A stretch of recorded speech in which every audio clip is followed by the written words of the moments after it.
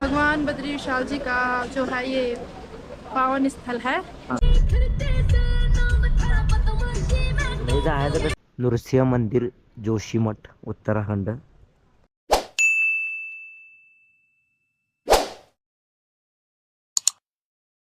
नमस्कार, पुन्हा एकदा नवीन ब्लॉगमध्ये तुमचं सहर्ष स्वागत। आणि आता मी गुप्तकाशी या ठिकाणी आहे।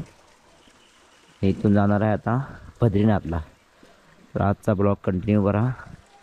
नवीन असेल तर फॉलो करा, सबस्क्राईब करा, लाईक करा, शेअर कमेंट करा। असं म्हणतात की गंगोत्री आणि यमुनेत्री नदीचं दोन्ही नदीचं पाणी आहे ते मिक्स होऊन ह्या ठिकाणी येते।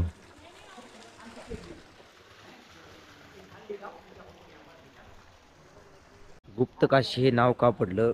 ज्यावेळी पांडव महाभारतामध्ये पांडव म्हणजे शंभूंच्या दर्शनासाठी आले होते त्यावेळी ह्या ठिकाणी शंभू लपलेले होते, म्हणजे ह्या एरियामध्ये, म्हणून ह्या ठिकाणाचं नाव गुप्तकाशी असं पडलेलं आहे।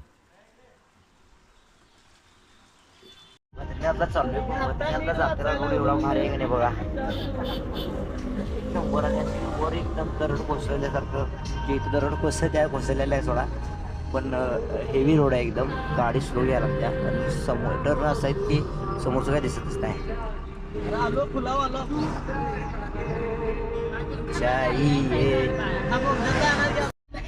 बद्रीनाथचा रोड एवढा डेंजर आहे बघा। या साईडला नदी आणि ह्या साईडला म्हणजे डोंगर, सगळं टर्न डेंजर आहे। गेले की डायरेक्ट खाली नदी। उत्तराखंडची आर्मी आम्हाला जास्त विचारल्या,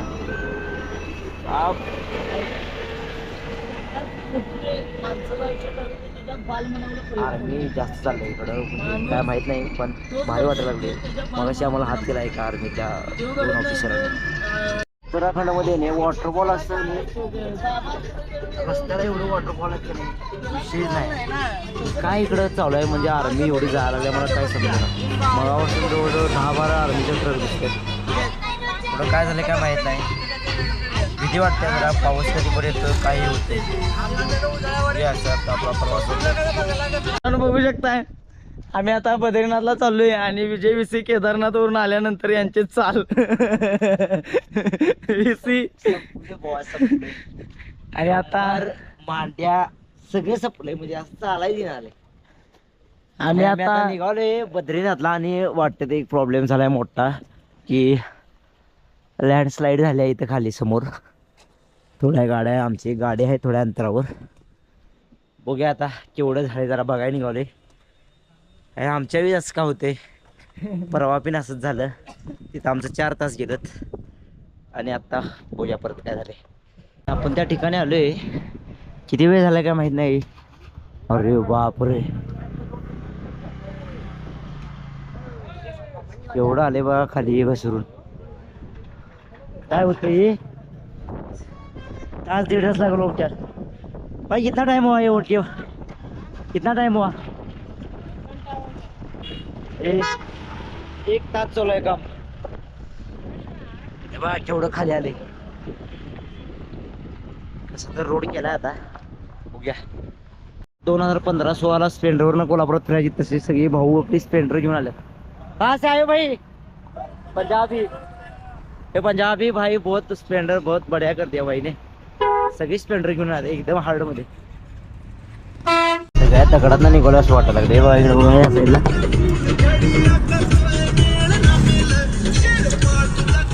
सगळीकडे निसर्ग सगळं आठवत ना।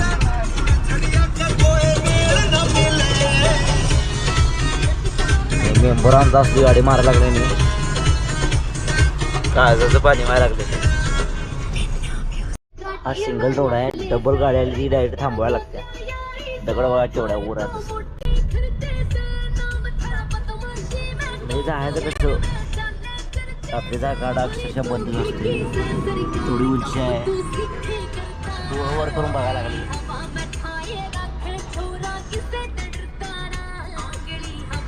बघा कसला वाटायला लागलाय। मी आता व्हिडिओ जास्त करत झालोय कारण की माझं लक्ष सगळं निसर्गाकडे जायला लागतं। काय होतं माहिती आहे का, जास्त असं व्हिडिओ करत बसलं की मग एन्जॉय होत नाही बघायचा। खतरनाक भाई, असं डोळं वर करायला लागलं. ओ भाई हे टर्न बघा कसला डेंजर आहे. कोणते त्या सिनेमॅटिकला बद्रीनाथला जेव्हा जाताय तेव्हा रोडवरच एक मंदिर आहे, नृसिंह मंदिर, वासुदेव मंदिर, दुर्गा मंदिर. इथून आत आहे, थोडं जायचं तिथं, गाडी थांबल्या इथं. ते मंदिर पण तुम्ही व्हिजिट करा, पहाडांच्या बरोबर मध्ये असते. आणि महत्त्वाचं काय आहे, उत्तराखंडमधली जी मंदिरं आहेत त्यांचं बऱ्यापैकी स्ट्रक्चर जे आहे ते पूर्णपणे केदारनाथच्या मंदिरासारखंच आहे. ह्या मंदिराचं पण स्ट्रक्चर तसंच आहे, मागच्या एका मंदिराचं पण तसंच होतं सेम. बघूया खाली जाऊन. जसं मी तुम्हाला म्हणलो सगळे स्ट्रक्चर सेम आहे. हे बघा, सेम टू सेम आहे. म्हणजे इकडचं बहुतेक तेच एकसारखं डिझाईन सगळीकडे आहे. आता पाऊस जुलै महिन्यात चालू आहे, इकडं पाऊस कमी आहे पण एवढं गरम व्हायला लागले. अचानक पाऊस आल्यावर गार होते, तर पुढं बर्फात जाणार, त्यामुळे 10 मिनिटाला वातावरण चेंज. आता आपण जे मंदिर व्हिजिट केले ते आहे जोशीमठ मधील नृसिंह मंदिर. नृसिंह मंदिर जोशीमठ, उत्तराखंड. भगवान विष्णूंचा 4था अवतार नृसिंह असं मंदिर आहे यांचं. हे मंदिर जे आहे ते आदिशंकराचार्य यांनी स्थापन केले असं आहे म्हणतात. आणि हे मंदिर पूर्ण पुरातन आहे. मंदिरचे स्ट्रक्चर बऱ्यापैकी केदारनाथ मंदिरासारखंच आहे सेम. ज्यावेळी हिवाळ्यामध्ये बर्फ पडत असतो त्यावेळी बद्रीनाथ मंदिर ज्यावेळी बंद असते त्यावेळी तिथली मूर्ती आणून ह्या मंदिरामध्ये ठेवली जाते. हे बघा, आणि मंदिराच्या इथे जो निसर्ग आहे तो सेम केदारनाथ मंदिरासारखाच आहे. नृसिंह खूप भारी आहेत इकडची मंदिरं, म्हणजे स्वच्छताच्या बाबतीत बघायला गेलं तर. आणि सगळं स्ट्रक्चर म्हणा, डिझाईन खूप भारी गेल्या तिकडच्या लोकांनी. डिझाईन जे असतात ना ते एकदम भारी आहेत, म्हणजे स्वच्छता नाही. आणि आपलं मत म्हणजे इथं महालक्ष्मीजींचं मंदिर आहे. मला एक प्रश्न होता की करवीर निवास आणि महालक्ष्मी आहे का, विचारायला पाहिजे. मी तो कोण नाही आहे. आतमध्ये मोबाईल नाही तर फोन आणि गोप्रो काहीच अलाउड नाही, म्हणून मी आतलं काही दाखवू शकत नाही तुम्हाला. ज्यांनी उत्तराखंडमधली चांगली मंदिरं बांधली तेच हे आदिशंकराचार्य महाराज. त्यांनी जिथे ही मंदिरं स्थापन केली आणि त्यांचाच हा मठ आहे. आदिगुरु श्री शंकराचार्याद्वारा स्थापित भारतीय आचार्य त्यांनी हे मठ बांधल्यात. मठ, धाम, क्षेत्र, आचार्य, पद्मलीला, जगन्नाथ मंदिर पण यांनीच बांधले. नारायण, पूर्णगिरी, गिरी पर्वत,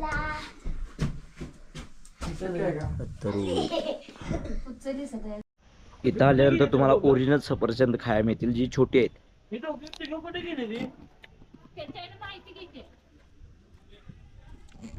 मी म्हणायला लागले इथं 200 रुपये किलो आहे. भारी आहेत एकदम, खूपच गोड आहे. आणि आता विष्णू प्रयाग इथं आलोय. इथं अलकनंदा आणि ढोली गंगा या नदीचा प्रयाग होते, म्हणजे संगम होते दोन्हीचा. पाण्याचं प्रेशर बघा केवढं आहे. आता ही जी आहे आपल्या इकडं या साईडला ही अलकनंदा आणि ही जी आहे ढोली गंगा. पुढं जाऊन हे पहिलं प्रयाग आहे, पुढं जाऊन हेच ही अलकनंदा जाते पुढं आणि ती ह्याला मिळते भागीरथी. आणि ती दुसरी कुठली तर काय रे ती मंदाकिनी अलकनंदा मीठ होतात. त्यानंतर भागीरथी आणि अलकगंगा होते आणि मग गंगा होते. राईट, बहुतेक एवढी इन्फॉर्मेशन घ्यायला पाहिजे जरा सरळ. इथं नावच येतं वेगळ्यात, काय कळत नाही. वा, हा पूर्ण हिमालयाचा पट्टावरचा. आणि ह्या 5 नद्या बघा कोणत्या. विष्णू प्रयागला अलकनंदा आणि ढोली गंगा येते इथं पहिल्यांदा. त्यानंतर नंद प्रयागला अलकनंदा आणि नंदाग्नी. आणि कर्ण प्रयागला अलकनंदा आणि पिंडर. रुद्रप्रयागला अलकनंदा आणि मंदाग्नी. देवप्रयागला अलकनंदा आणि भागीरथी मिळून महागंगा अशी होते. आता मी आहे हनुमान चट्टी या ठिकाणी, तुम्ही बघू शकताय. बघूया आता व्हिडिओ चालतोय इथं. त्या इथेच महाभारतानुसार भीम आणि हनुमानांची भेट झाली होती.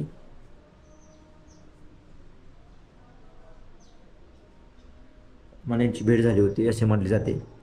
भीमाच्या सामर्थ्याचा गर्व दूर करण्यासाठी हनुमानाने वृद्ध वानराचं रूप घेतलेलं. आणि ज्यावेळी भीमाला वानरानं म्हणजे हनुमानाने सांगितले की शेपटी बाजूला कर, ती शेपटी याला बाजूला करता आली नाही. त्यावेळीच बरोबर हनुमानजी प्रकट झाले, त्यांना आशीर्वाद दिला. असं मानलं जातं की इथं भीमाची आणि हनुमानाची भेट झाल्या. हनुमानच्या बद्रीनाथ रोड पासून आहे, बद्रीनाथ पासून एक 10 किलोमीटर अंतरावरती. खतरनाक असा रोड आहे बघा. काय वाटायला लागले खतरनाक. कसं वाटतं बघितल्यावर? कसं आहे मामा?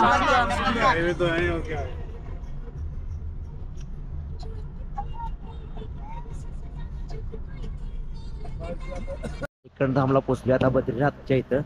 इथं काहीच गर्दी नाही, मला काही समजून झाले, कोणच लोक नाही आहेत इथं. हे बघा तुम्ही, पार्किंग पूर्ण रिकाम आहे. बघूया इथनं आत जायचं आपल्याला, इथून आत आहे, जरा बघूया. फायनली आम्ही आता बद्रीनाथ मंदिराजवळ पोहोचणारच आहे. हे बघा आपल्या समोरच आहे बद्रीनाथ मंदिर. मस्त नदी अशी आल्या खाली. अलकनंदा उगम स्थान आहे इथे वरती कुठेतरी, जे वरती लांब आहे ते दिसायला लागले. आता बघूया जवळ जाऊन जरा. गॉड फायनली बद्रीनाथ मंदिर. प्रसन्न वाटलं इथं आल्यानंतर. गर्दी कमी आहे त्यामुळे काय वाटणं आले. आणि चालत पण जास्त आहे नव्हतं, इकडंच गाडी लावल्या 500 मीटर अंतरावरती. पाय पूर्ण खराब झाले त्यामुळे नको वाटायला लागले. आमचे 2 दामास पूर्ण झाले फायनली. मंदिराचं जे स्ट्रक्चर आहे पूर्ण दगडाच आहे, त्याला जॉईंटच कुठं दिसून झाला आहे. आणि खरंच हॉलिडे घंटा लईच वर आहे, ऊपर आहे, वर आहे. जय हनुमान. चला आतमध्ये बघूया, CCTV आहेत. माझ्या मागं जे बघताय बरोबर हे ते 12 ज्योतिर्लिंगपैकी बद्रीनाथ मंदिर आहे. पौराणिक कथेनुसार हे भगवान विष्णू येथे कठोर तपस्या करत होते. देवी लक्ष्मी यांनी बोराचा अवतार घेतलेला. त्यावेळी बोराचं झाड असते का, म्हणजे बद्री, आणि त्यांना जे हिमवर्ष असतात म्हणजे बर्फाचा जे पाऊस असते ना, त्यापासून संरक्षण दिलेलं, म्हणून या स्थानाला बद्रीनाथ असं म्हणतात. इसवी सन 8व्या शतकाच्या वेळी आदि शंकराचार्य यांनी हे मंदिर बांधले. भगवान बद्रीनाथ बद्री नारायण विष्णू यांचं मंदिर आहे. साधारण ते पण हे पण मंदिर 6 महिनेच चालू असते. 6 महिने, जसं केदारनाथचं मंदिर ज्यावेळी चालू होते त्यावेळीच हे मंदिर चालू होते बरोबर. इथं आल्यानंतर प्रसन्न होते तुम्ही, कारण की इथं थंड खूप वाजते. मागच्या साईडला जर बघितलं तर बर्फाचं पर्वत आहे.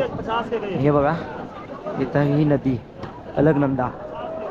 इथला वातावरण तर एक नंबरच आहे. 2 दाम माझं आज कंप्लीट झालं, खूप भारी.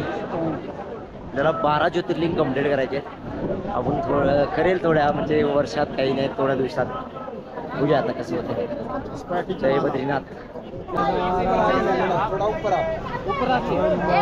जय बद्रीनाथ. आणि आपण बद्रीनाथमध्ये थांबणार नाही, म्हणजे वस्ती वगैरे करणार नाही. बद्रीनाथला तुम्ही आलात तर खूप चांगलं दर्शन होते, गर्दी पण कमी असत्या. मस्त आहे बद्रीनाथचं मंदिर. हे पूर्ण जुनं स्ट्रक्चर आहे. तुम्ही म्हणजे लाकडी असेल पण हे पूर्ण दगडाच आहे. याचं डिझाईन एवढं भारी आहे. आणि हे पण मस्त ग्रेनाईटच्या दगडापासून बांधलेलं आहे. त्यांचं जॉईंट जे आहेत ना ते म्हणजे त्याला अर्थ म्हणजे काय मी बोलू शकत नाही. जय बद्रीनाथ. बद्रीनाथच्या इथं टेम्परेचर जवळजवळ 5 डिग्री आहे. आणि असलं इथं गरम पाणी आहे, पाय घातल्यावर अक्षरशः भाजायला लागले. अरे एवढं एवढं गरम वाफा यायला लागल्यात, म्हणजे विशेष वेगळा आहे. पूर्ण गरम पाणी. हा आंघोळ करा चालस काय तुया सगळी इथं आंघोळ करायला लागले बघा.